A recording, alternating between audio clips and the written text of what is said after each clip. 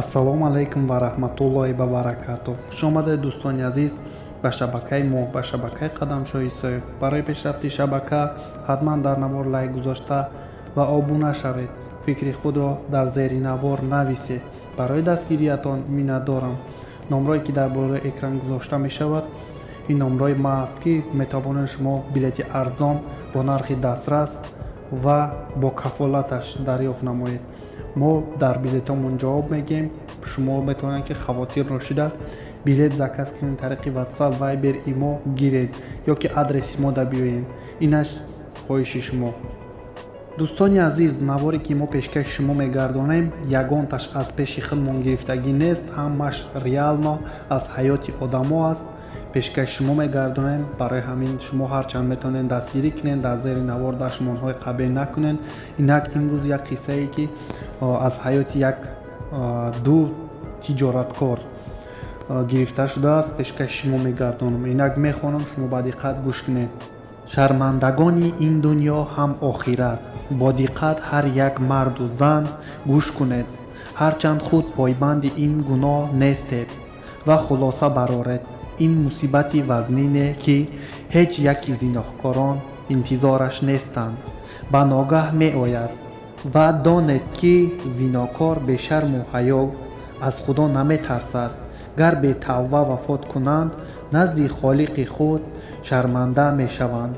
пас он рӯз танҳо ҷавоб аст, амал нест. нафароне ки худро аз ин амалҳои дур медонанд, набояд бетараф бошанд, чун нафароне аз хешу табор ва ё дустони мову шумо ба ҳамин пойбанданд ва ба насиҳати бародаронаву хоҳаронаи шумо муҳтоҷанд. ин ҳодиса ҳақиқат дорад ва якчанд сол пеш дар яке шаҳрҳои ҳамин Тоҷикистон шуда гузашта аст. ҳарчанд аз он ҳодиса муддате гузашта бошад ҳам, ман то ҷое медонистагиам онро мехоҳам ба шумо расонам. то имрӯз ки амал ҳаст, тавба ҳаст, тоату ибодат ҳаст, ислоҳ шавед. ва ё ин ки ёри дустони худро ки ба ин амал зишт дил бастаанд огоҳ созед ва онҳоро ба ислоҳшавӣ даъват кунед. мо намехоҳем ки номи ин нафар дар навор гирифта шавад. барои ҳамин номро иваз мекунем шухрат. дар яке аз бозорҳои калони шимолии кишвар дукони кушода ба тиҷорат машғул шуд. чун ӯ акнун корро сар карда буд, ба ӯ вазнин буду ҳамарӯза аз волидайн домулоҳо дуои кушоиши кор мегирифту худ ҳам аз худованд дар дуоҳояш кушоиши кор мехост. дар аввал ҳар коре ки мекард бо бисмиллоҳи раҳмони раҳим шурӯъ мекарду тарсе аз худо дошт. инак бо гузашти як-ду соле кори ӯ нек шуду соҳиби пули хубе шуд. ӯ акнун зану духтарчаашро ба савдо мегузошту кам кам ба шаҳрҳои бишкеку урумчӣ ба автобус барои хариди бори зиёдатӣ сафар мекард. аз он ҷо хориҷа борҳои зиёде арзон оварда ҳам як лухт ва ҳам чагана мефурӯхту оҳиста оҳиста пули зиёде ба даст овард.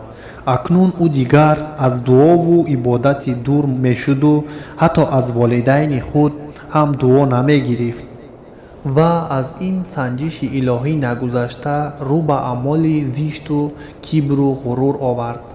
дар ҳамин бозор як зане бо номи нигина ном ивазшудагӣ савдо мекард. чун шавҳар ки кори хуб дошт, ин зан ҳам бо худ савдогаре гирифта гузошту ба пулҳои шавҳар кам кам ба хориҷа барои овардани либосу матоъҳо худ мерафтагӣ шуд. дар чунин як сафар ин ду савдогар шухрат нигина бо ҳам дар автобус якҷоя нишаста зуд бо ҳамдигар ошно шуданд. то он шаҳр дар роҳ шӯхиҳо мекарданд, якдигарро зиёфат медоданд ва ҳатто дар он шаҳр дар меҳмонхона дар як ҳамсоягӣ якдигар ҳуҷра гирифтанд ва инак шайтони лаин онҳоро бо роҳи худ бурду ҳарду бо ҳам зино карданд. Дигар то бозгашт ба шаҳри худ ҳам шабҳо онҳо бо ҳам мехобиданд, гӯё ки зану шавҳар бошанд. Нафароне ки онҳоро намешинохтанд чунин гумон ҳам мекарданд ки инҳо зану шавҳар бошанд. ҳатто тарсе надоштанд ки нафаре онҳоро шинохта ба наздиконашон ин хабарро мерасонад. чун зиндагии замонавӣ ки доштанд, на байни зану шавҳароашон рашк буду, на пешгирӣ аз гуфтугӯву муомила бо бегонагон ҳамарӯза бо даст ба зану мард салом кардан, ба зану мард бегона шӯхиҳову суҳбат кардан, шабҳо тамошо баромадан. Дар ин ду оила шухрату нигина як амали оддӣ буд. аз ин сабаб зану шавҳарҳо ба ҳам рашк надоштанд. рашк карданро онҳо нангин меҳисобиданд, аммо бешармиву беиффатиро пешравӣ. аммо чун ба шаҳри худ бозгаштанд, танҳо салому лайк мекарданду кам суҳбат мекарданд, гӯё якдигарро хуб намешиносанд. ҳарду назди оилаҳои худро зани вафодору марди босадоқат нишон медоданд, аммо бо телефону чашмакӣ бо ҳам тамос доштанд ва нақшаҳои фоҳишаи худро мекашиданд. чун маълум мешуд ки автобуси навбатӣ як-ду рӯз пас ба роҳ мебарояд, боз ин ошиқон ба роҳ мебаромаданд ва боз бо ҳам буданд.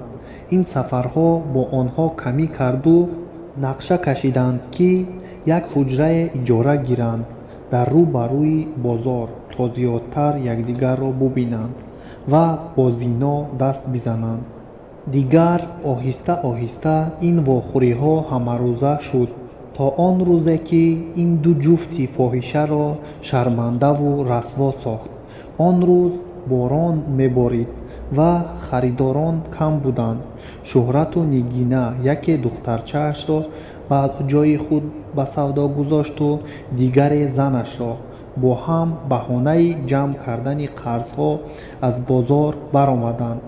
саросемавор худро ба он ҳуҷраи ошиқона заданд. чун ба ҳам расиданд, шухрат бархеста дид ки об нест. вай як сатил обро болои газ монд то гарм шавад ва гашта омаду нигинаро оғӯш гирифт ва ҳардуро хоб бурд. пас аз лаҳзае ин ду ошиқи бадномро чунон сахт хоб бурдааст ки нафаҳмида монданд ки об ҷӯшидасту газро хомӯш кардааст. акнун оҳиста оҳиста ҳама хонаро газ пур кардаду ҳарду ошиқонро сабаби марг шуд. ҳамсоягоне ки дар хонаҳо буданд зуд аз бӯи газ хавотир шуданд. бо ёрии як сантехник ҷои баромади онро мекофтанд.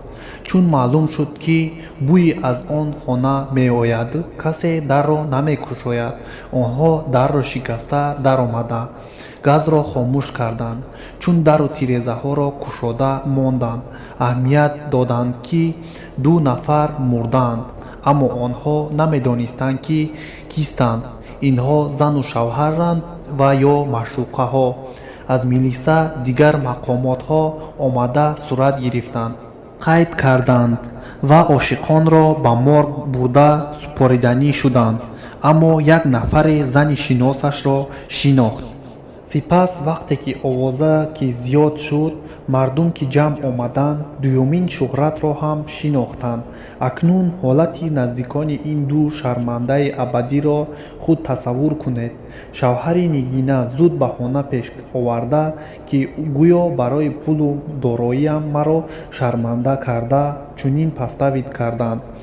гӯё занаш нигина зани бероҳагард набуд, бо шарм ҳаё буд. падару модар ва зани шухрат бошад баҳона оварданд ки гӯё барои пули калонаш ӯро куштанду ва пулҳояшро аз худ карданд.